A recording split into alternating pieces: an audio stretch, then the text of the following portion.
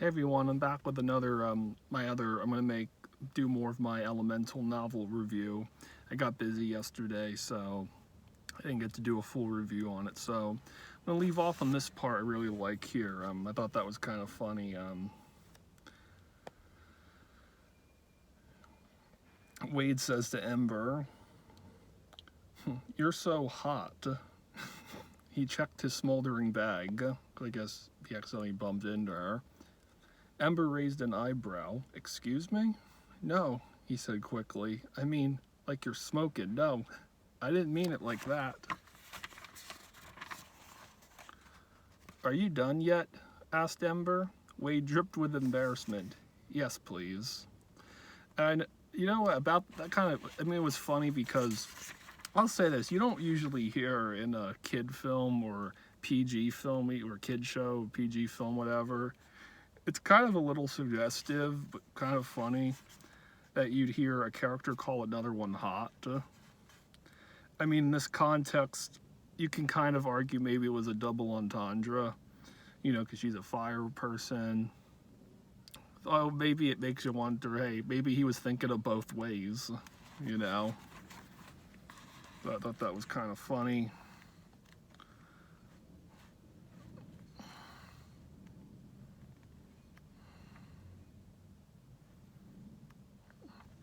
And then, I said earlier with Ember, last part I said with the fire making sand. So they have like a big crack in a area, and they use the sand, the glass, to seal the cracks. I thought that was kind of interesting.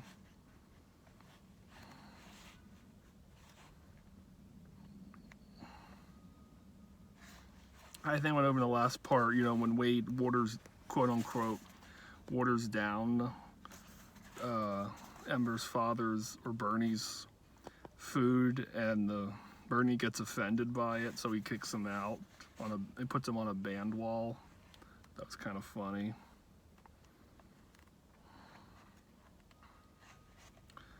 And then I think I mentioned the part with when one of Wade's family members, Harold, says, "It's amazing what talking in the same lane." No, he asked her, "I have to say," he said, "a bit too loudly and slowly, that you speak so well and clear." I said, Wade shot his uncle a look, but Ember kept her cool. "Yeah, it's amazing what talking in the same language your entire life can do." "Dove," like Homer, said Harold, embarrassed at his inappropriate comment. So that was kind of a little funny, kind of a little insensitive on Harold's part, but maybe that was the point.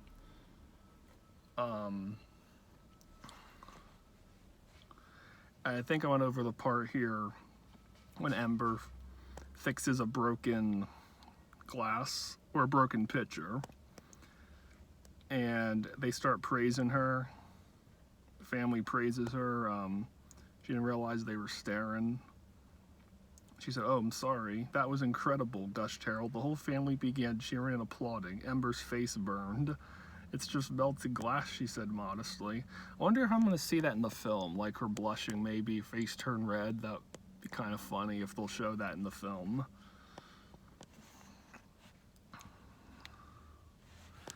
And then they have a try not to cry challenge, which is pretty funny.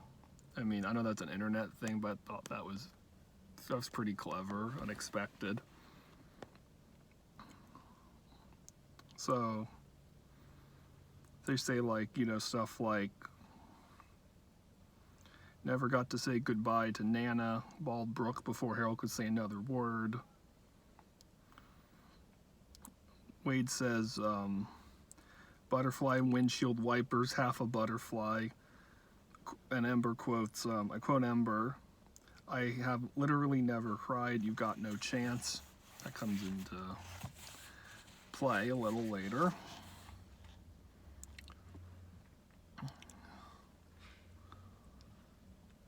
And I like this. I really do like this part. He says to her, "Ember, when I met you, I thought I was drowning. But that light inside you, has made me feel so alive. And all I want now is to be near it, near you, together. He stared into Ember's eyes, which reflected his own image back at him. He looked deeper, so deep that he could almost see her there beside him, shedding her outer light. As he gazed at her, he saw something startling. A white hot lava teardrop rolled down her cheek and landed in the water with a hiss. For a few seconds, no one moved. Wade, Ember, and Wade's entire family were caught up in the moment. Then, ring, ring, the phone broke the silence. So that was kind of a cute, touching moment.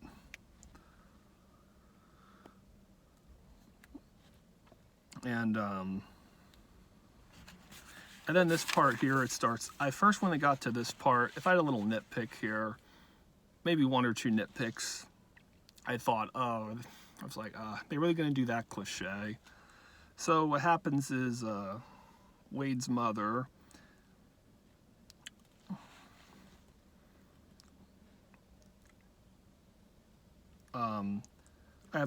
I quote, she says, "I have a friend who runs the best glass-making firm in the world. During dinner, I slipped out and I made a call. I told her about you. They're looking for an intern. It could be an amazing opportunity." Ember glowed with excitement. For real? It's a long way from the city, but it would be an incredible start, gushed Brooke. You have a bright future. Then she glanced down at the picture in her hands. Look at me, I have an original Ember. Ember smiled nervously as she turned to go. An internship at a glass-making firm would be an amazing opportunity. But how could Ember ever leave her father and the shop? He needed her. Hold up, called Wade. I'll walk you out. So then they get on the bike. And, Wade thinks it's cool. But Ember groans. I can't believe she basically offered me a job, groaned Ember. I know, said Wade. Could be cool. She said, yeah, super cool, she said sarcastically. Then Ember revs the scooter. Cinder, I guess her mom was watching from afar. A water guy, she exclaimed.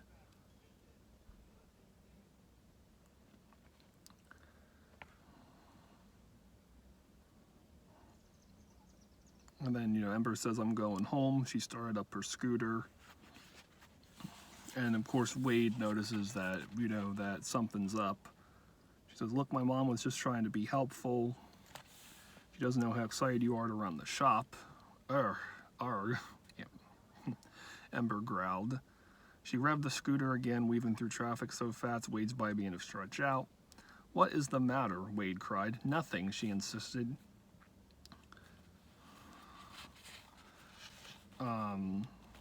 So then they go through traffic, going fast. By the time they reach Firetown, cat there. Ember was going so fast the wind rippled her flames. Is there another part here? Hold on. No, I didn't. Okay. What is this about? He hollered. Oh, no, wait, before that. You don't know me, Wade, okay? She declared, so stop pretending like you do. What is this about? He hollered. Nothing, she said. Everything I don't know. I don't think I actually do want to run the shop, okay? Ember admitted. That's what my temper has been trying to tell me. I'm trapped. And then she says about the blue flame in her house. She says, even when I was a kid, I would pray the blue flame to be good enough to fill my father's shoes someday, because this place is his dream. But I never once asked what I wanted to do. I knew deep down it didn't matter. The only way to repay a sacrifice so big is by sacrificing her life too. And then Cinder, the mom, notices her.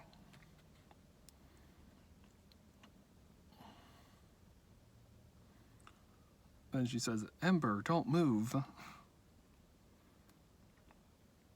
Mom, it's okay, Ember started. He's just a friend.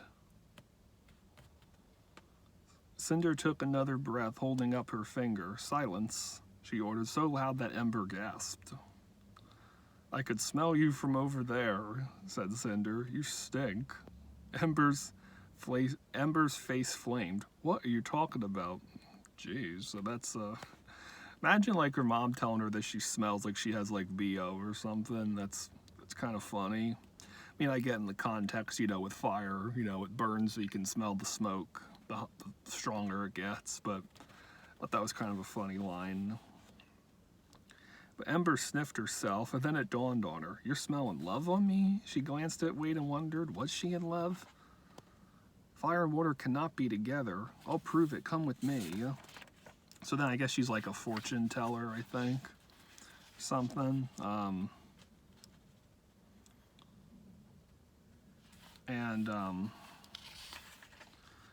Like this part, Ember takes a stick, lights the tip of it, but Wade doesn't have a way to light it. But Wade has a kind of a clever idea. He pulled up his shirt. His clear, watery surface refracted Ember's light as if he were a magnifying glass. When he focused the beam of light onto the stick burst into flames, so that was kind of clever. Then Ember's dad comes downstairs. I guess they're in the basement.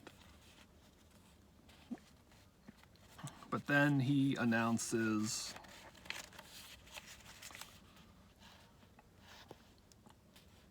he says, in 2 days I retire. We're going to throw a big party, a grand reopening. I can tell the world my daughter is taken over.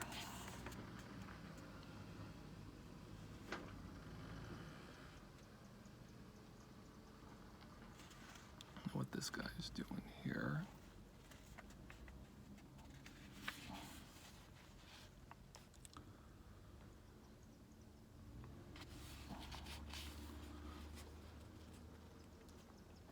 And then her dad gets tired a little bit, so they both go up the stairs. And this part is kind of sad here. Ember sat on the floor alone in the shop, staring at the sign, Ember's fireplace. Her flame dimmed as she began to quietly cry. Across town, the glass dam Ember had created still held, but the water had risen to the top. Under the pressure, a tiny crack appeared. So, that's how you know, like, oh, stuff's gonna get pretty crazy.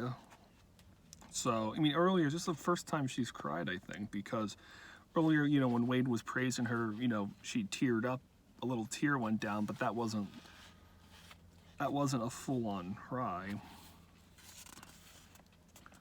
And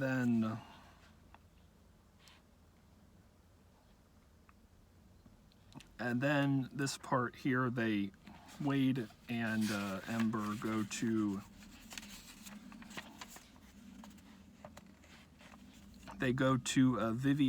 Vivisteria Flower, the sign that the exhibit that her and her dad weren't allowed in when she was younger. And a sign that said no fire still stood in the entryway. Wade knocked it over as he passed. So I don't know if that was intentional or not, but if he did, maybe I bet that was intentional because he knows because she told him the story about how her and her dad weren't allowed in. And then her fire, the Viviesta's kind of dying. The flowers kind of wilted, but her heat actually makes it rejuvenate. So that was kind of cool.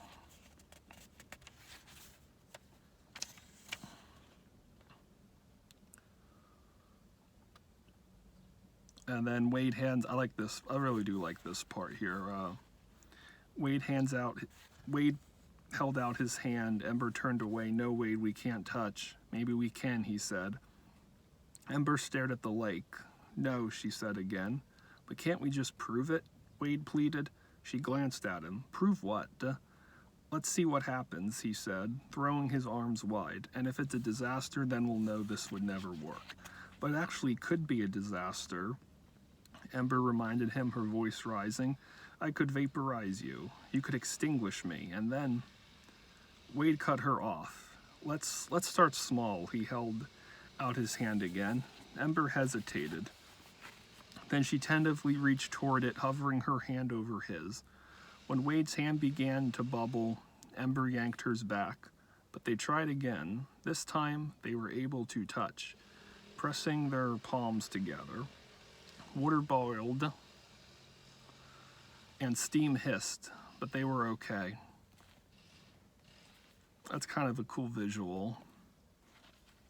Pressing their palms together, but they managed. That's like a real, man. That's like a real beautiful sight in a way, and I really can't wait to see that on the film.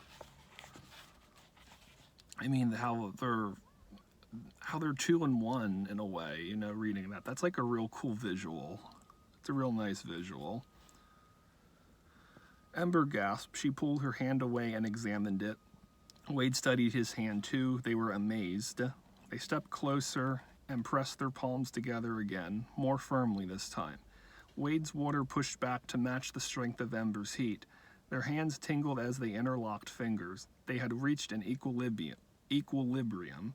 They had changed each other's chemistry. In that magical moment, I had to do that. In each other's arms, they began to dance. Wade leaned into Ember and closed his eyes. I'm so lucky, he whispered. And then she thinks back,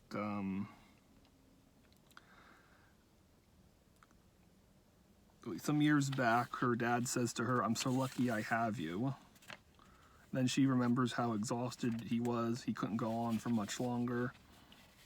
And then she says, pulls away from Wade. I have to go, she said, back to my life at the shop, where I belong.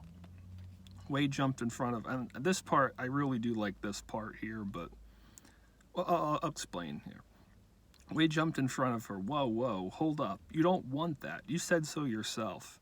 It doesn't matter what I want, Ember replied weakly. Of course it does, cried Wade. She darted around him up the Wetro stairs, but Wade followed. Listen, he called after her. Listen, you've got an opportunity to do something you want with your life. She whirled around on the station platform. Want? She repeated. Yeah, I really like this part here. Yeah, that may work in your rich kid, follow your heart family, but getting to do what you want is a luxury, and not for people like me. And when I read that, I was like, geez, that's just too real, man. That hits so close. I mean, just think, you know, most people don't have a choice in what they have to do with their lives, you know, unless you just happen to be in the position to, and not everyone, as she said, not everyone has the luxury to do what they want all the time, and that is pretty crummy, but I do like how it addresses that. I mean, that's just a nice part. And then this part here, though, this whole time I thought you were strong, but it turns out you're afraid. That's Wade. His words ignited Ember's fire. Don't you dare judge me, she said. You don't know what it's like to have parents who gave up everything for you. Yeah, that's such a good line. Wade looked at her sadly. I'm fire, Ember continued. I can't be anything more than that. It's what I am and what my family is. It's our way of life. I cannot throw all of that away just for you. All Wade could say was, I don't understand. Ember glowered, and that alone is a reason this could never work. It's over, Wade. A train pulled into the station and she quickly boarded it, leaving Wade alone on the platform. But inside the train, she stopped short. She took a shaky breath, trying to hold back her tears. Then she armored up, pulling her hood tightly over her flames. And I mean, now that part there, I just had a little nitpick with. She says it's overweight. I understand, you know, because she felt that he's not understanding her situation fully. You know, because they're both from two different worlds, obviously. But I mean, if I had to nitpick, okay, you know, we're clearly in the third act here, and you know, there's that cliche, a third act breakup, which it looks like that's where it's heading. It looks like that's where it's heading, and I was just like, really? I don't hate it looking back, but I was just like, really, we're gonna do that, aren't we? It's not really a detriment. It's just a nitpick I had. Just, you know, I know it's a cliche, I know it's a common thing, but I mean, you know, it's just a nitpick I had. And then they have a grand reopening party.